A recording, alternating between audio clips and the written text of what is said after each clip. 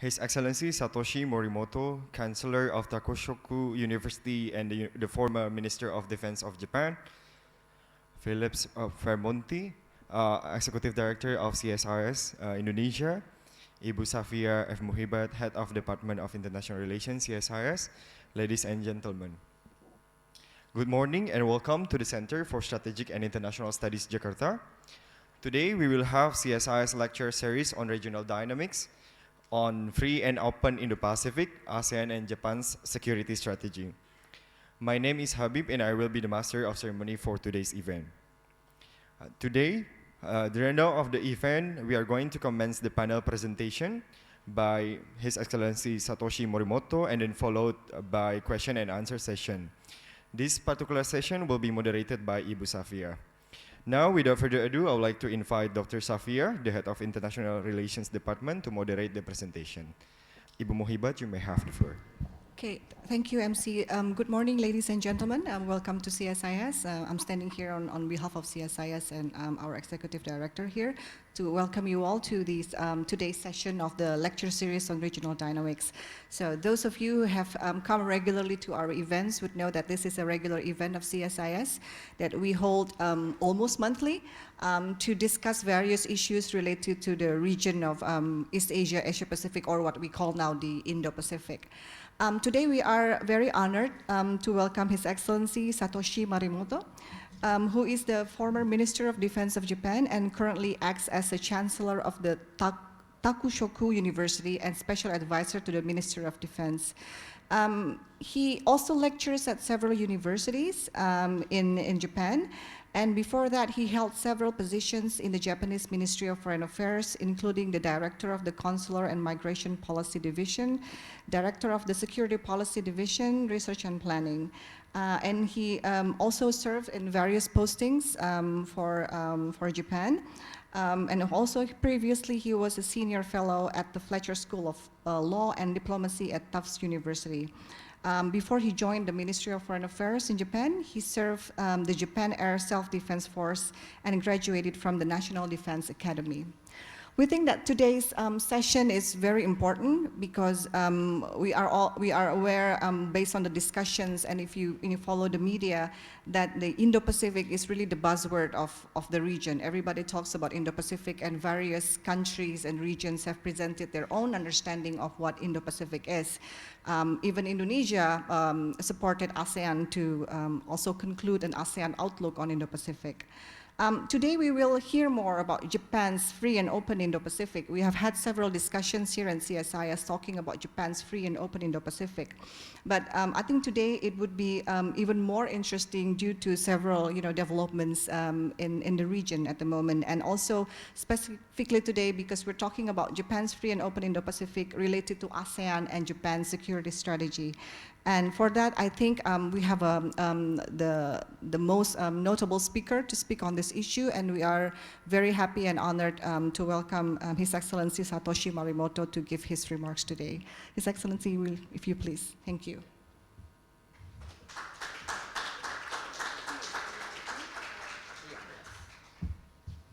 Good morning, everybody. It's a great pleasure to be here to make my remarks in this occasion. Thank you very much for a very warm introduction. Due to save the time, I touch upon, first of all, US and China relations, and also implementation of Indo-Pacific strategy in the context of Northeast Asia, and some part of our national security and defense policy. Before that, I have an overview of international society in a post-Cold War period in a few minutes. The world is very complex, but the new world order is not established yet. Almost more than 60 nations have been facing domestic confrontation and disturbance, violence and terrorism, anti-government demonstration or activities against the regime. due to the mismanagement of economic and financial policies, differential wages and treatment, human rights violation, and religious confrontation, and oppressive policy to ordinary people. Social media, which have been prevailing, escalate these activities. However, United Nations or regional framework cannot intervene the domestic problem, even to find any solution or mediation at all. But however, it seems to be unlikely happen large scale of conflict and war. Possible scenario is hybrid conflict, such as Crimea Peninsula incident, which might escalating gray zone situation. In addition to space and cyber activities, AI or big data, 5G, autonomous, quantum computer, or 3D printer, or unmanned system, drone, or robotics, of emerging technology will be a serious impact to the peace and stability in international society. We have to be concrete measures to protect not only intelligence, but also intellectual property very intensively.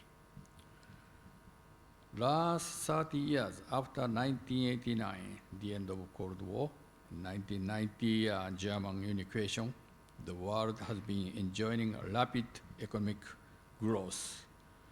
A developed country, the economy have been almost stalled at most. Similar rate of Cold period. But however, economic development of underdeveloped country was significantly improved, especially Southeast Asia. The most poorest population in the world used to be 2.3 billion among world population. It's almost 40%, but now it's less than 10%. It's almost 730 million people. It's significantly reduced. The Chinese change is most significant. Almost 2/3 of Chinese people used to be most poorest people in 1990. Now it has almost reduced to 0%. China almost caught the Japanese economy, and also China become number 2 economic power in the world by 2010. Especially since the end of 70s, Deng Xiaoping's reform and open door policy was significantly developed, associated with globalization. Chinese export, however, Chinese export are relatively shrinking, and GDP is almost 6.2% this year, maybe 6.0% next year. I think that people frustrated or disappointment. And then the political leader Xi Jinping indicated that people, indicated the Chinese vision to the people, but especially China will be catch up United States and pass through United States by the year of 2080. That is so far Chinese objective and vision, which Xi Jinping indicated to the ordinary people. Americans, I have served an embassy in Washington almost 4.5 years, 80s.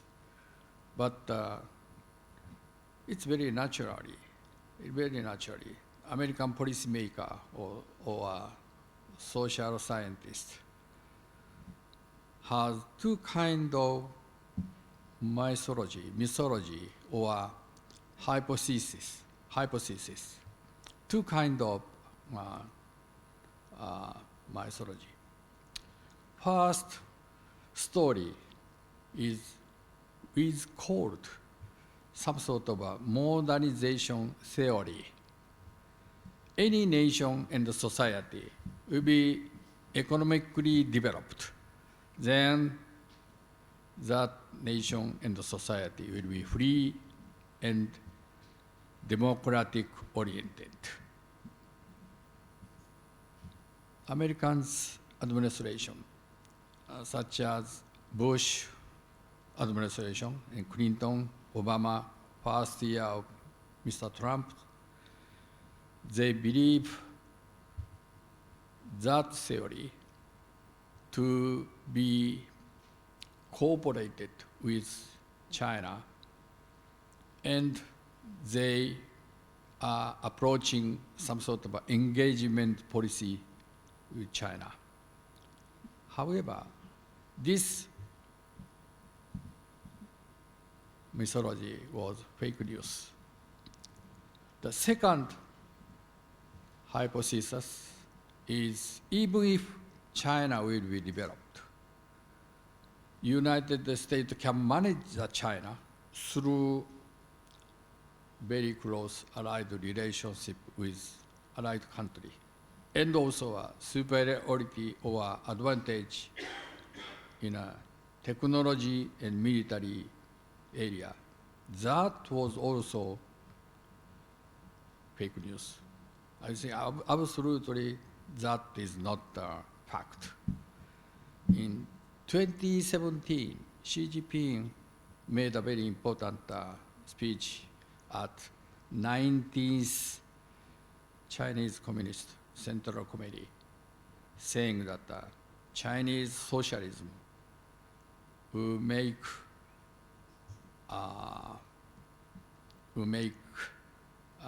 promote the each nation of independence, and also Chinese development is a model, typical model of underdeveloped country. I think this is context of Michael Pillsbury's wrote the very famous book, China 2049. Then United States noticed that China intend to cheat United States. They have a very intensive analysis centered by CIA, DIA, and also some intelligence sector of United States. The conclusion was made to the policy guideline. That was a national security strategy which was announced December 2017, and national defense strategy in January 2018. Mr. Mattis, Defense Secretary at this time, made a very famous Shangri-La speech in June 2018. His speech was also the same context of national security strategy, national defense strategy. The October of this year, 2018, Vice President Pence made a very famous speech in Hudson Institute.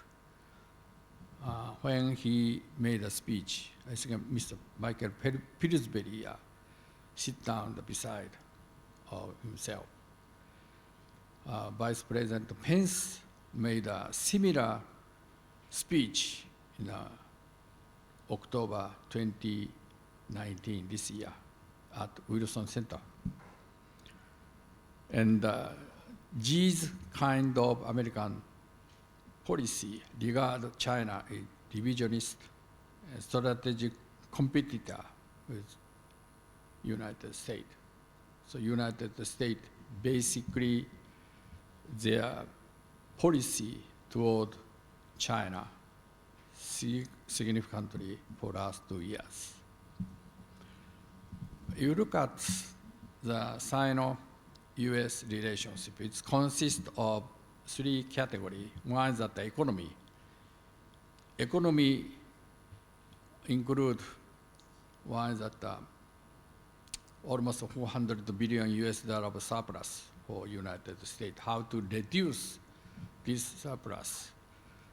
So both US and China made a 4 stage of tax increase. But I think the both countries can manage effectively. I don't think so. The second category is investment.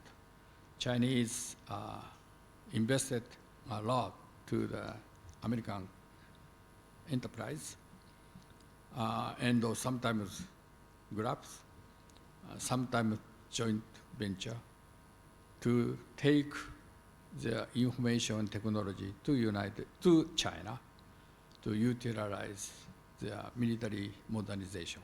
Also, a third category of economy is intellectual property.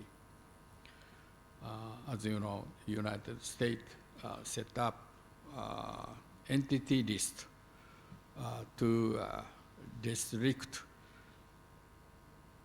export of Chinese digital economy, such as Huawei or ZTE or some camera system. Sometimes the Chinese camera has small chips to transfer the photograph or even the voice message through satellite to China. So Mr. Trump said that China stolen the Americans' intellectual property. That is not true, but he indicates some element of fact. The second category, but security. Security includes 3 points. One is that one belt, one road, one belt, one way. I don't have to explain in detail to all of you. But second is that maritime advancement, especially in South China Sea, violate UNCLOS, and also they establish a semi-artificial island to deploy the military forces, even the space center or missile launch site. And they violate territorial water of Senkaku Island of Japan more than 70 times last year, more than 100 times this year. The third category is that some sort of emerging technology, which is called military to civilian fusion. Sometimes the Chinese government said that Chinese production 2025, which was passed through the Chinese government in 2018. Recently, the Chinese government never say such kind of provocative message, but still they intend to steal the intellectual property from developed country, especially emerging technology was a very significant target for Chinese people, especially in the context of national intelligence legislation. I'm a Chancellor of university, but I have 2 security policy class in a graduate school. More than half of the student is Chinese. they opened the personal computer to record my remarks. Unfortunately, Japanese students are sleeping, but I think all Chinese people has a legal obligation to submit or transfer this kind of information and intelligence to Chinese government through Chinese embassy overseas. You know, almost more than 360,000 Chinese students, of graduate or undergraduate or researcher, who staying in the United States. The United States limit 5-year visa to 1 year, and they never issued to the Chinese people. So therefore, I don't know where the Chinese student is going to study overseas. Maybe Japan, UK, or Australia, or some other country. But anyway, that is China. Under such a circumstances, I think Japan and the United States supported, assisted by Indonesia or some other ASEAN country to issue the Indo-Pacific initiative or policy. But original objective of this strategy is the idea in order to expand or extend the success story of Asia's economy and development to African continent. But it is not for containing China, but it is not to compete with China, but it is a principle from any country which can share the same values or interests, such as stable and peaceful region, each other to develop and make a progress and prosperity. The US and Japan, sometimes Australia or India, intend to take a lead in order to promote this strategy as much as possible by improving capacity building and transfer defense equipment or technology, multilateral training and exercise, the exchange of human resources, or expand intellectual property. I think, I hope that most of ASEAN, especially Indonesia, play a significant role to promote this kind of strategy in whole Asian and Pacific region. The time is very limited. I would like to touch upon the Northeast Asia issue, especially Korean Peninsula, in the context of Japan-South Korea relations, US-South Korea, the US-North Korea relations. First of all, Japan and South Korea has many serious problems. As you know, we rule the Korean Peninsula almost 35 years before the end of World War II. But most crucial issues between both countries is the issue of former South Koreans' wartime requisitions workers. That means that in a wartime, Japanese company employ the Korean worker for industry. But after they are going back to the peninsula, some people complained, okay, we have not receive a salary from Japanese company. But anyway, we have Japan-South Korea Basic Treaty was signed in 1965 under the Park Chung-hee, President Park Chung-hee. President Park Chung-hee is a father of former President Park Geun-hye. He studied the cadet school of Royal Army in wartime, and he was military officer to join the Korean War in the 1950s to be promoted to the general. When he was a general, he made a military coup to be president. So he the best relationship with Japan during the 40 or 50 years.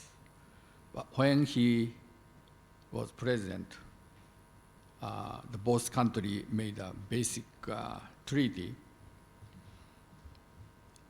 Under this treaty, we made almost $500 of economic assistance to South Korea. But we promised, both promised not to claim or require Korean people's requirement or claim to the Japanese side. If that's the case, I think South Korean government is in charge under such large scale of economic assistance. However, many workers brought their personal claim to the regional court as plaintiff. ROK Supreme Court made a judgment October 2018. The Japanese business company are guilty as a defendant. But our government strongly protests to the South Korea government. It is illegal of international promise or international agreement between both countries. If the sovereignty of each country are competing or each other, I think usually under the international law, that issue will be coming up to the issue of arbitrary court or international court of justice. But South Korea government rejected. And also South Korea sometimes propose to establish by Korean industry and Japanese industry to make a fund to pay for. However, we regard that kind of proposal is also illegal of international law, for international law, so we rejected. Then our government made comprehensive review what kind of legal framework between both countries, and we realized that ROK's export control regime is not complete. Therefore, we raised this issue and to exclude the ROK from class A, which is called white countries, among almost 26 countries. The South Korea strongly against our measure.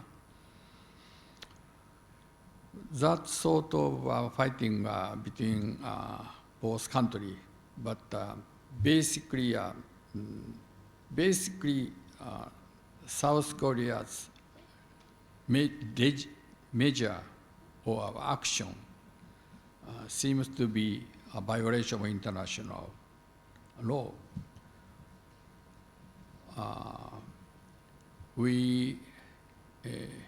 Our government is always required the Republic of Korea to remedy its accumulated breaches of international law.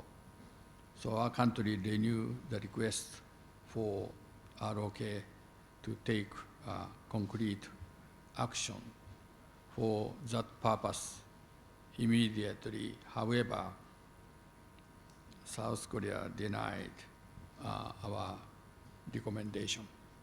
So that is the most serious bilateral problem between both countries. These issues came to another issue, that is the SOMIA issue. But anyway, again, I would like to stress export control issues, maintaining effective export control over sensitive goods and technology from security perspective is Japan's responsibility as a member of international community. So our necessary and legitimate review of its export control is fully compatible with the free trade regime, include WTO agreement and relevant rules. I think I'm sure that it is very important for any country to maintain the effective export control measure from a security perspective. Japan, unfortunately, Japan removed the ROK from Class A of a preferred trading partner clearly for the security reasons, mainly because ROK export control is not necessarily effective and also credible and incomplete to secure from security perspective. But we don't know why the South Koreans took some retaliation measure to walk out from GSOMIA agreement. GSOMIA, among three nations, including U.S., Japan, ROK. U.S. ROK has already GSOMIA. Japan, U.S. has a GSOMIA. GSOMIA is an agreement to protect a very sensitive military information, which the countries share each other. I think this is very important, especially, for example, North Korea launched a missile against us. We shared very sensitive military information each other, but this agreement is obligation to protect very sensitive military information which both countries can share each other. That is the GSOMIA. But GSOMIA being signed the June 20, expected to sign the June 2012 when I was a defense minister. But on that day, ROK canceled the signing of agreement. Then we negotiated almost 3 years. And also finally, 2016, November 23rd of 2016, the both countries signed the current GSOMIA agreement. This is a 1 year terms. But if one member wishes to withdraw this agreement, that country have to notify or notice, make notice 3 months before the termination of agreement. That is November 23rd.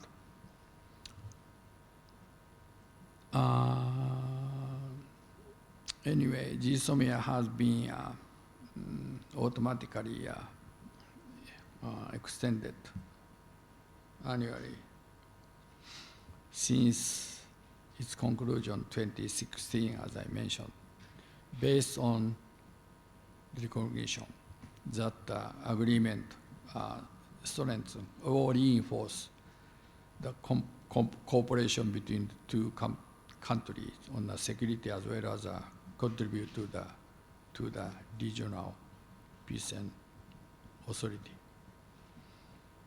But they made a decision to walk out or absolutely crash of this agreement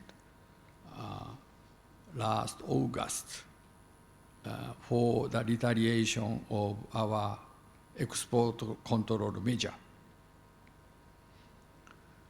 We believe that it can only be said that this decision made by ROK government last August completely misjudged the current regional security environment.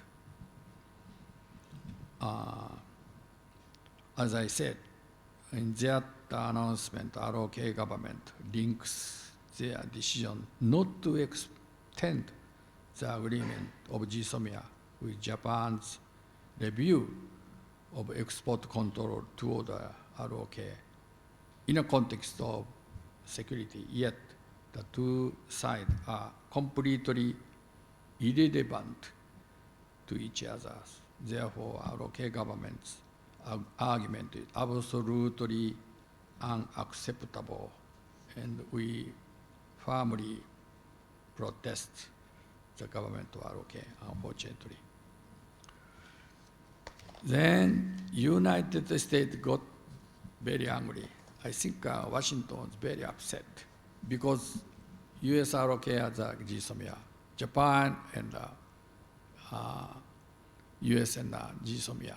But if we have no GSOMIA between Japan and ROK, in the case of United States transfer the message from US to ROK to Japan, the United States have to make a clearance of ROK government. The same story of our US-Japan agreement. Therefore, very inconvenient, and current security is very short term. We have no much time to analyze and thinking about in detail. We have to make a rapid transfer to the information. That is the current security situation in Northeast Asia. So America has a very strong pressure to ROK to be back to the GSOMIA. But Moon Jae-in administration is facing election next April 15, the single Congress, due to make more than half of seat by ruling party. Moon Jae-in administration intend to make economic reform, but that is not good. And also, the South intend to improve their relations with North based on the bilateral agreement issued by summit meeting in 2017. But both are not well done. Therefore, in order to get support of ordinary people, to Bunjamin. Bunjamin took a very anti-Japanese measure to walk out from GSOMIA. That is our understanding. But again, United States and the Defense Secretary, Joint Chief of Staff, or many senior members of Washington, not only state but also Pentagon, to persuade the South Korea to be back to the GSOMIA.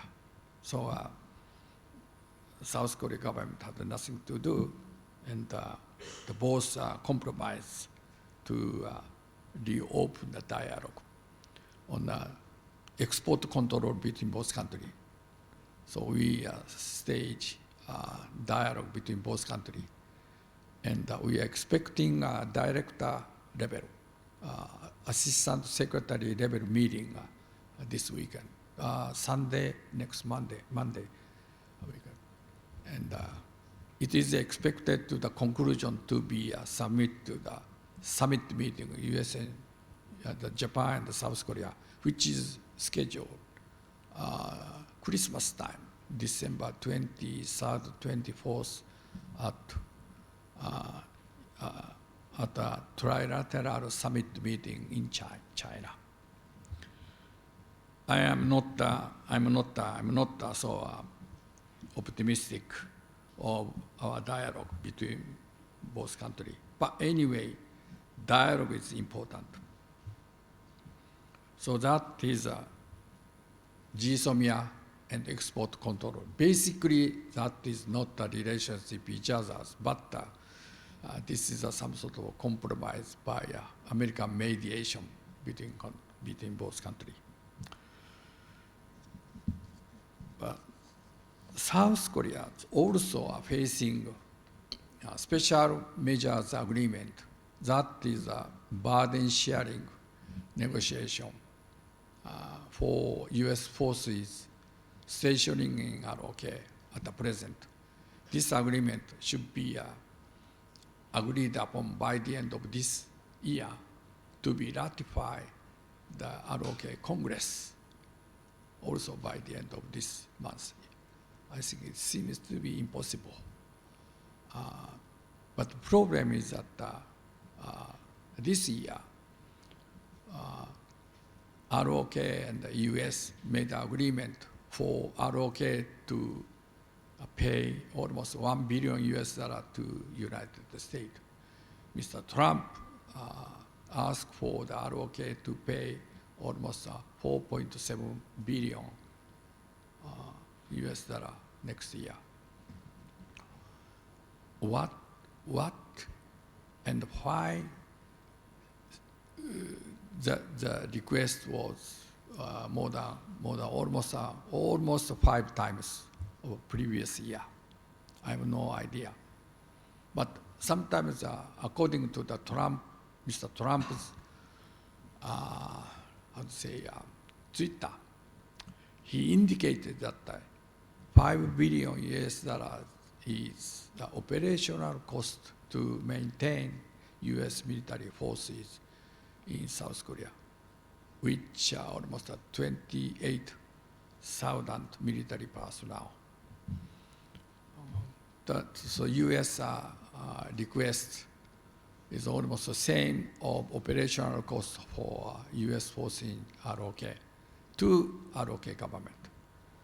I don't think ROK can pay for. But this is an implication to U.S.-Japan host nation support negotiation next year. According to the news report, Americans government may ask for more than 3 times of Japanese host nation support to the United States. Current agreement is that we have to pay almost $2 billion. So 3 or 4 times is almost 60 or 80 billion, 6 to 8 billion for 5 years. It's a huge money. Anyway, so ROK has 2 kinds of pressure. One is that special measure agreement from United States. Also, GSOMIA and export control negotiation from Japan. So this is a trilateral relationship among US, Japan, ROK at present. So I have to touch upon the two issues exclusively our defense and security issues. I use this whiteboard.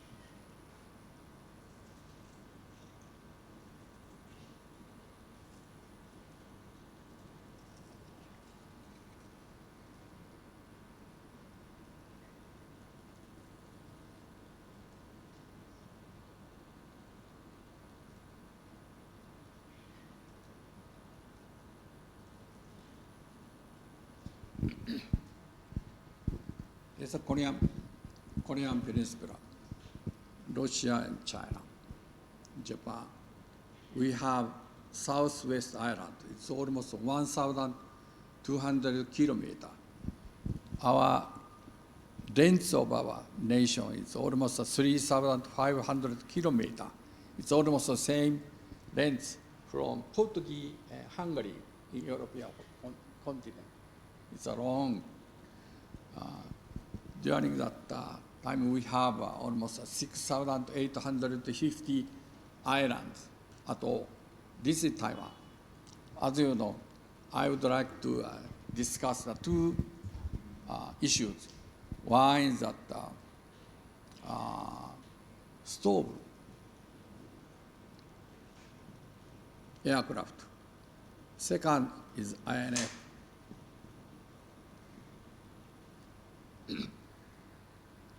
The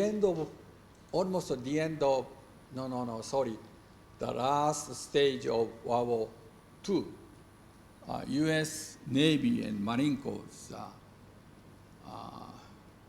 reach to the two directions to Japan. One is that U.S. Navy and Marine Corps under the Admiral Nimitz, we called Minutes Line, to occupy the Saipan, allow the B-29 to bomb to the Tokyo directly from Saipan to Japan. Because it used to be a US base located in China to bomb to the Japan, but maximum range is almost Kyushu area, not to reach the Tokyo. So Nimitz Line tried to set up the Saipan. Saipan was occupied February or March 1944, a year before the end of World War II. So that is very crucial. I think this indicates that almost we are defeated. But we have Iwo Jima. It's a small island between both. We deploy combat aircraft to counterattack B-29. So Iwo Jima's battle is the most serious battle. Casualty of America is larger than Japanese casualty. It's most heavily fighting in a small island. Okay. Another line is the MacArthur line to occupy the Solomon, to Guadalcanal, Papua New Guinea, and Philippines, or Leyte Island to Okinawa. So the both lines will join, merge the September 1945. That was basic American plan. But fortunately or unfortunately, headquarters of Washington's abandoned to this joint landing operation because both Okinawa battle and the Iwo Jima battle very serious. The many Americans, young soldiers died, so they are very afraid to stop or to end the World War II. But anyway, this is not the issues on which I would like to. The main issue is that since then, Japan and Taiwan, the South Korea, has no threat from Pacific. But however, China built the first air carrier, second air carrier. Now the third and fourth air carrier was on shipbuilding. So maybe a fourth air carrier will be operated in a year of 2030s. One of the fourth of Chinese air carrier will be operated in the Pacific. At least one air carrier. Then the Chinese combat aircraft to be able to bomb to the China from Pacific side. Then we have to protect the Pacific side. That is the reason why we apply or procure some stable aircraft. So far, we intend to procure at least 42 F-35B short landing takeoff and vertical takeoff landing aircraft. They take off almost 150 meters. But when this aircraft land, they don't have to, but sometimes they have to change engine thrust. But we have no air carrier. Therefore, we repair and modify 2 among 4 DDH.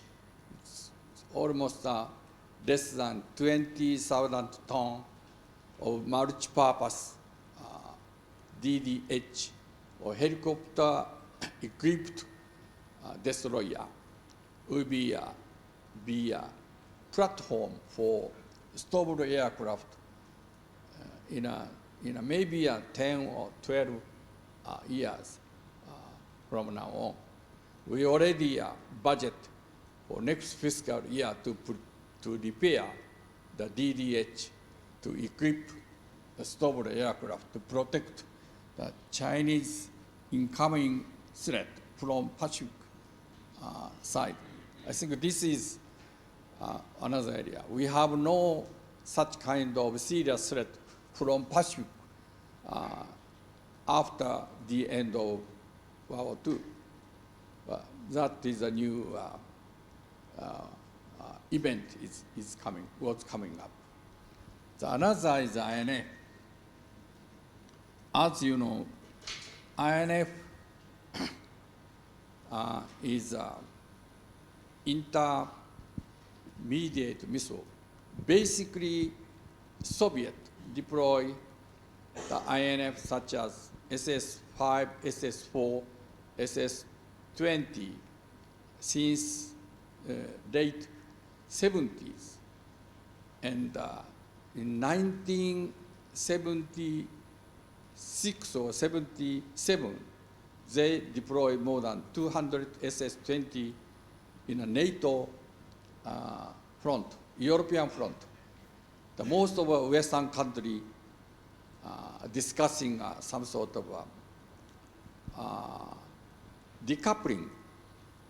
That means that the United States may not sacrifice to protect Western European country from SS-20. It's a serious medium range of nuclear missile.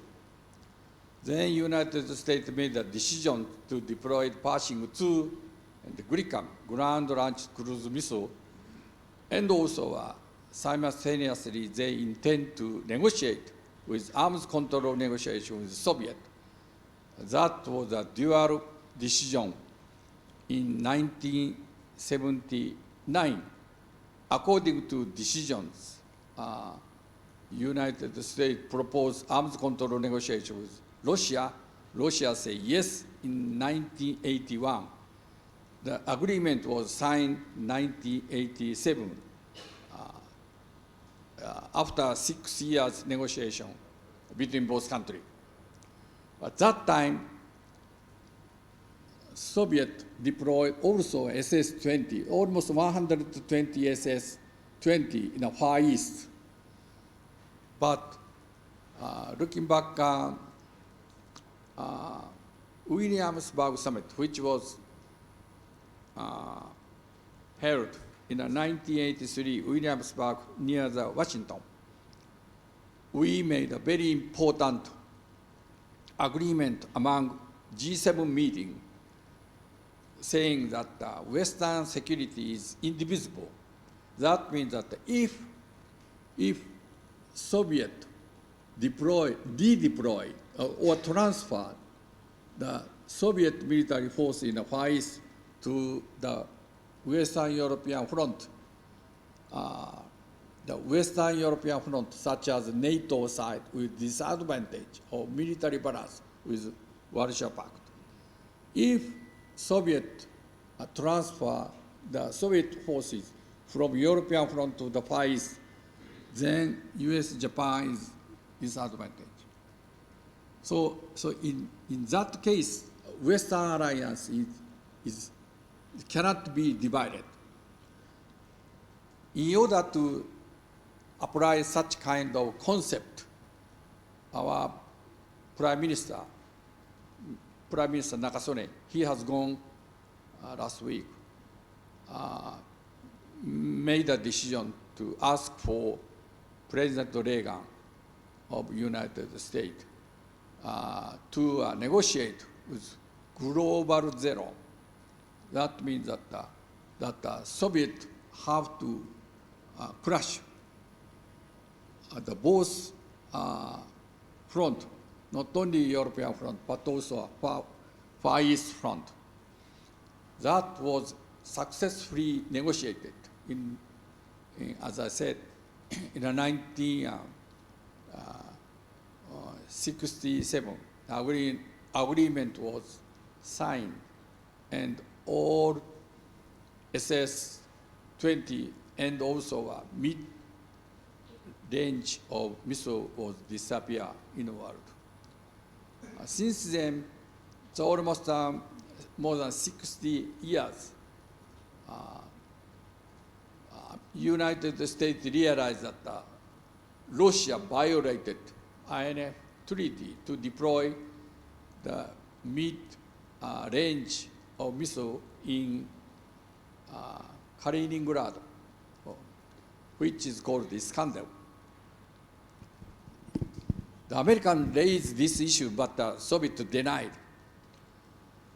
But during that time, the Chinese mid-range of missile is increased. Now, 1,800 Chinese mid-range of missiles, such as DF-15, DS-16, DF-17, DF-21, DF-21D, DF-26, almost 1,800 medium range of ballistic missile deployed in the central of China to be attacked to the first island chain.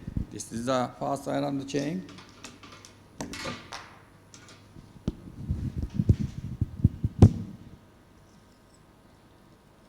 And second island chain, Japan to Guam. These areas, I think Chinese medium range can attack to not only air carrier of United States, but also sometimes DF-27 can be reached to the Guam Island. And therefore, U.S. government made a decision to withdraw or crash or terminate INF treaty. The treaty was absolutely crashed in August 2nd this year. 19 days after this day, United States made a successful testing of land-based cruise missile from West Coast to the Pacific. Yesterday, also a land launched medium range of ballistic missile from West Coast to the Pacific. Both cruise missile and ballistic missile was successful. So, Pentagon indicate to intend this INF missile to some place in Asia. I don't know where the Asia.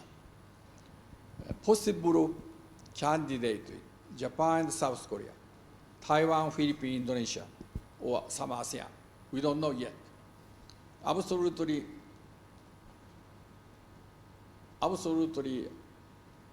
indefinite.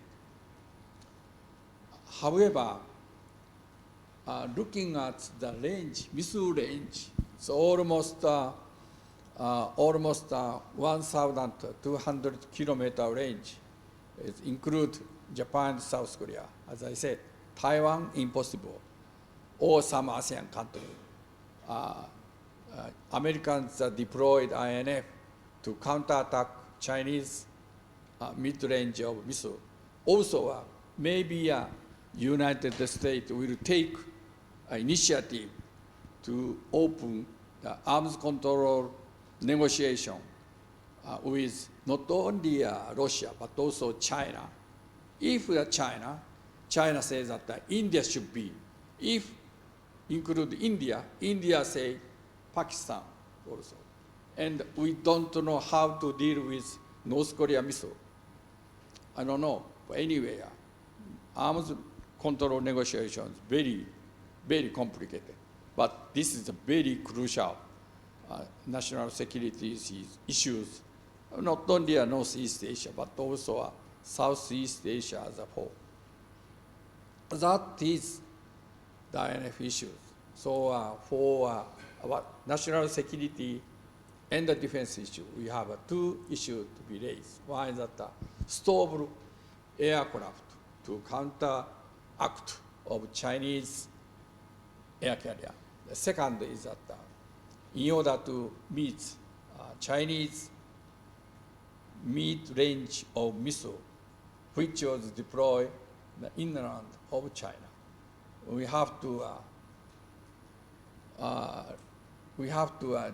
deploy the INF in some place for the nuclear deterrence and also to encourage the arms control negotiation among nations. That is the current national security issues. Sorry.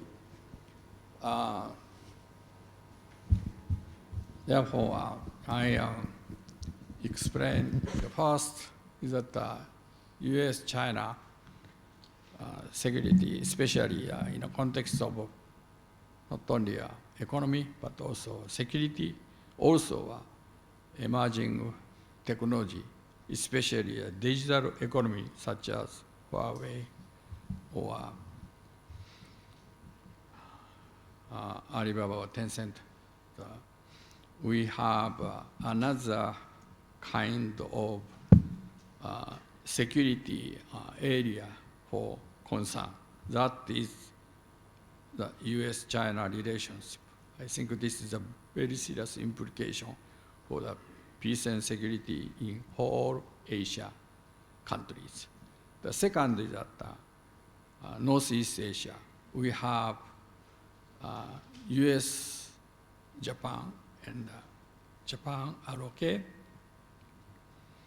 I have not much time to discuss United States and North Korea. But so far, this negotiation was absolutely stalled. Even the definition of denuclearization is not defined yet.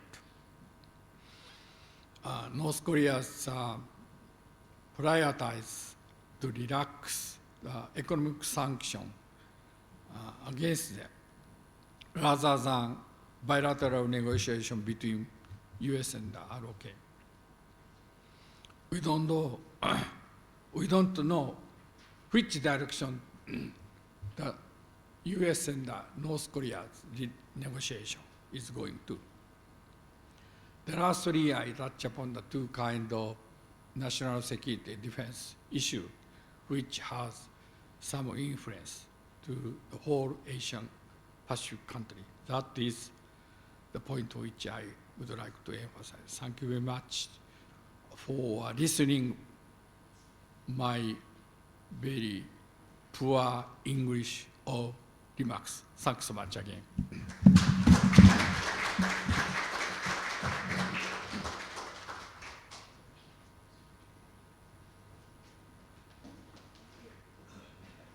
Thank you, Your Excellency. I think that was a very comprehensive explanation about different security and defense situations in East Asia. We have some time, although not a lot, for some questions, if you will allow.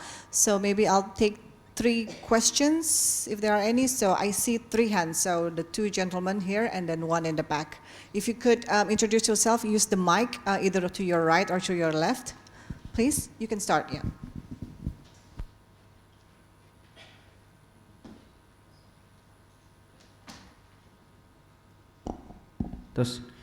Okay, good afternoon, Your Excellency. I'm Dharma, from professor at President University. Since the theme of this talk is about the free and open Indo-Pacific outlook and the ASEAN, now considering the convergence between the ASEAN outlook on the Indo-Pacific and Japan's strategy in the Indo-Pacific, what do you think would be the future plans for ASEAN and Japan maritime security cooperation? That's my question. Thanks.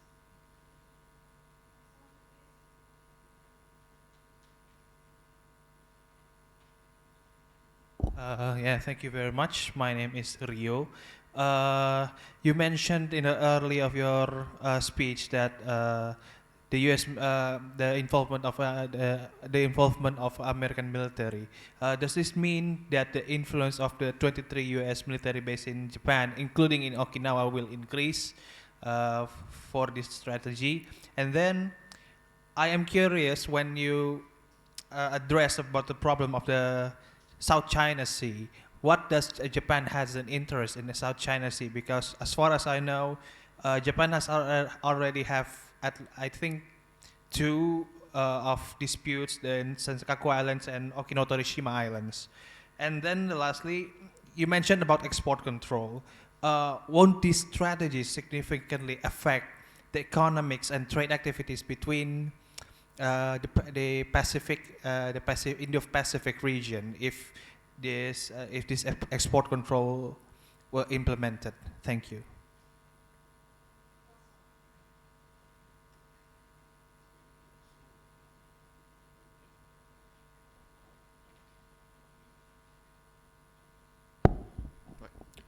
You mentioned about the post-INF world that we are currently living, and also about the post-INF American missile testing from the West Coast to the Pacific. Also, last 2 days, the General Solomonov, the head of the Russian strategic rocket forces, mentioned that there will be an additional deployments of several hypersonic missiles to the Vladivostok to the eastern, and also to fortify and also to expand the equipments when it comes to missiles in the Pacific Fleet, and also the Russian MOD also explained about the technical cooperation in regards of missiles technology with the China as well.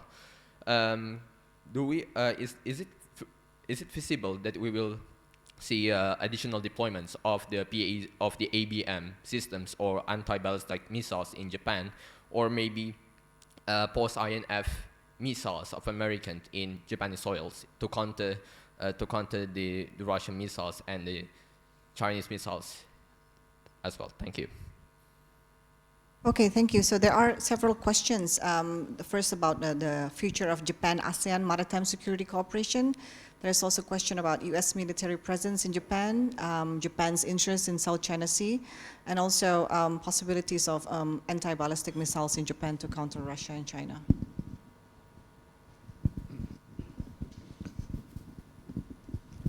First of all, Indian Pacific strategy is originally the idea in order to expand or extend the success story of Asian economy and development to the African continent. Maybe you are not remember, but China has a summit meeting with Africa 2015. Then the next year, 2016, our Prime Minister Abe made a fourth round of ticket in Yokohama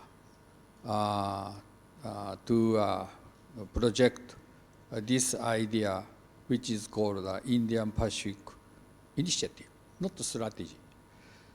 Yeah, but Mr. Tillerson, this time, the State Secretary of State at this time for United States, listen to this initiative. Oh, this is a very good idea to rehabilitate the peace and stability in Asia, especially connect to the Pacific Ocean and Indian Ocean. Total Indian Ocean and the Pacific Ocean is almost 2/3 of Earth. And as you know, the United States prioritized the freedom of navigation in the context of international law. Therefore, the United States upgraded this idea to the strategy. But under this strategy, as long as I understand that the US, Japan, Australia, or India intend to take a lead in order to promote this strategy as much as possible by promoting capacity building of some transfer of defense equipment and joint exercise and education of personnel and the exchange of peoples in this area for economic and prosperous.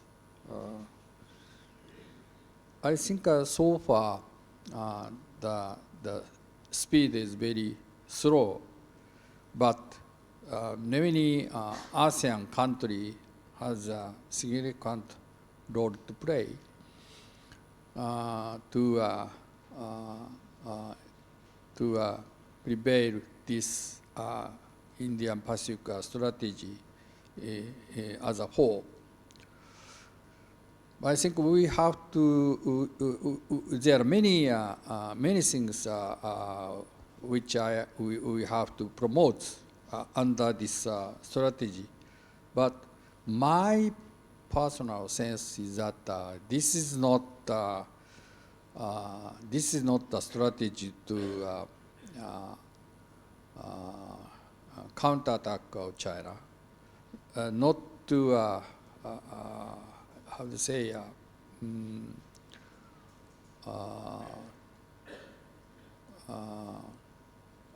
compete with China. I think this is an idea which most of the countries in this region can share the same values and interests for more prosperous region as a whole. So I think this is not a military-oriented idea. I think this is a more economic and cultural and political and also technological initiative for the prosperous Asian Pacific region. If possible, US, Japan, Australia intend to promote ASEAN. US, Japan, India intend to promote Southwest Asia. Of course, we cannot divide it yet. However, our effort and the resource is limited. Therefore, we have to discuss more fruitfully and also, frankly, how to promote this strategy, which should be more, how to say, resilience, to improve resilience, and also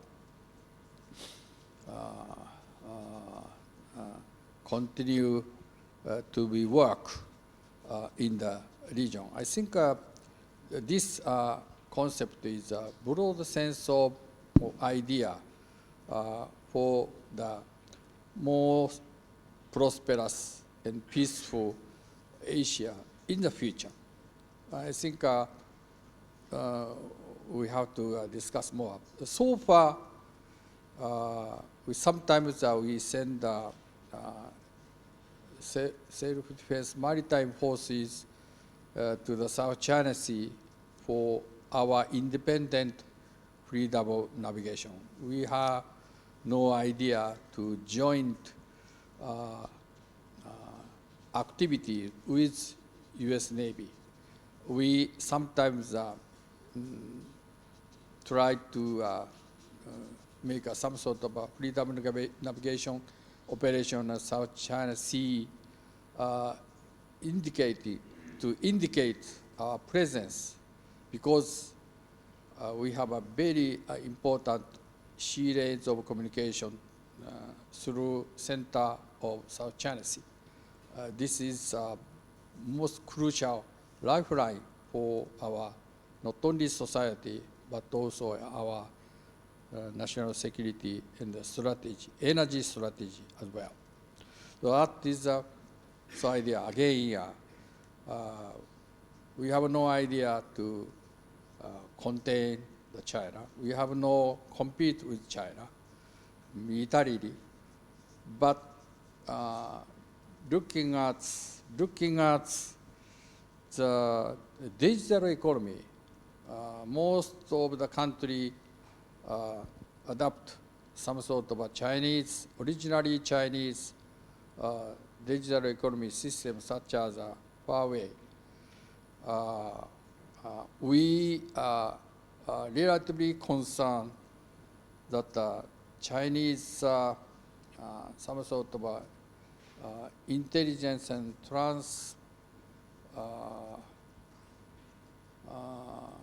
communications network prevail to the whole in this area to exclude the Americans' digital economy network. Therefore, we are now thinking how to promote digital economy in Japan to be more independent by passing through our independent legislation or law in the next year to improve their activity. That is basically our idea. I hope some key member of ASEAN, such as Indonesia, will take a very significant role for more peaceful and more prosperous region in the whole, especially South China Sea. That is my expectation. Thank you very much.